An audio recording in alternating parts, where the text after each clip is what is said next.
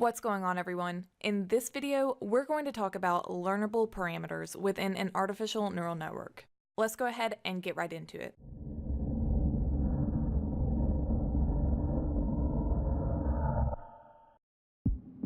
You know, as it turns out, we've already talked a lot about learnable parameters in a neural network, but we haven't necessarily given the general topic a formal introduction.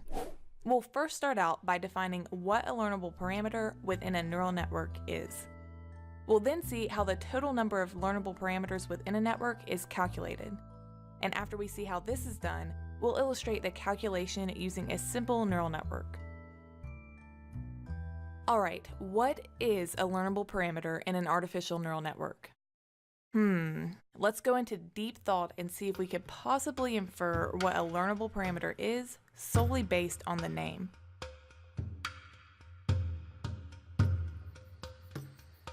Whew, that was tough. If you happen to just reach enlightenment, then you now know that a learnable parameter is, well, a parameter that is learned by the network during training. Oh, see, that makes sense. Okay, all jokes aside, really, a learnable parameter is just that. During training, we've discussed how stochastic gradient descent, or SGD, works to learn and optimize the weights and biases in a neural network. These weights and biases are indeed learnable parameters. In fact, any parameters within our model which are learned during training via SGD are considered learnable parameters. It's useful to note that these parameters are also interchangeably referred to as trainable parameters, since they're optimized during the training process. Alright, so we know what learnable parameters are. How can we calculate the number of these parameters within each layer, or within the entire network?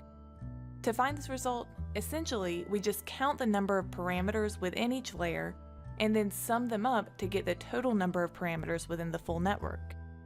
What we need in order to calculate the number of parameters within an individual layer is the number of inputs to that layer, the number of outputs from that layer, and whether or not the layer contains biases. And note, here we're talking about a fully connected network made up of standard dense layers. In another video, we'll focus on how this is done for other networks like CNNs. Now, once we have the needed information, we multiply the number of inputs to a layer by the number of outputs from the layer. Another way to think about outputs is by simply thinking about the number of nodes within the layer itself. The number of nodes is equal to the number of outputs.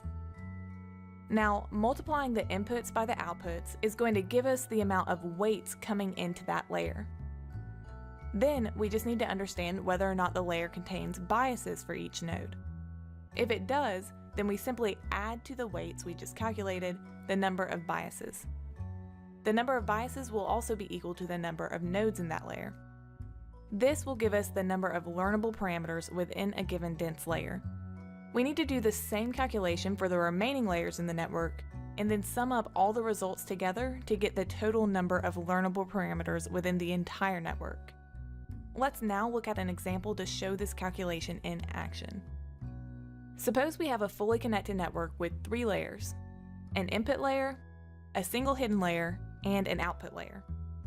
The input layer contains 2 nodes, the hidden layer contains 3 nodes, and the output layer contains 2 nodes. And we're assuming our network contains biases, meaning there are bias terms within our hidden layer and our output layer. So let's calculate the number of learnable parameters within each layer. First things first, the input layer has no learnable parameters, since the input layer is just made up of the input data, and the output from the layer is actually just going to be considered as input to the next layer. You'll see what I mean in a second. Moving on, let's calculate the number of learnable parameters within the hidden layer. Alright, we discussed earlier we first need the number of inputs to the layer. We have 2 inputs, which are the outputs from the 2 nodes in the input layer. Next, we need the number of outputs from this layer. The number of outputs is just the number of nodes here, so we have 3 outputs. We multiply these 2 numbers together, which gives us 6 total weights. Next, we add in our biases. This layer has 3 nodes, which means it has 3 bias terms. Adding 3 to 6, we see that this layer has 9 total learnable parameters. Moving on to the output layer, we do the same. How many inputs are coming into the layer? 3 from our 3 nodes in the hidden layer. How many outputs are coming from this layer? 2, since that's the amount of nodes in this layer. And how many biases? 2, again, for the amount of nodes. So multiplying our input by our output, we have 3 times 2, so that's 6 weights, plus 2 bias terms, that's 8 learnable parameters for our output layer. Adding 8 to the 9 parameters from our hidden layer, we see the entire network contains 17 total learnable parameters. During training, SGD will be learning and optimizing all 17 of these guys.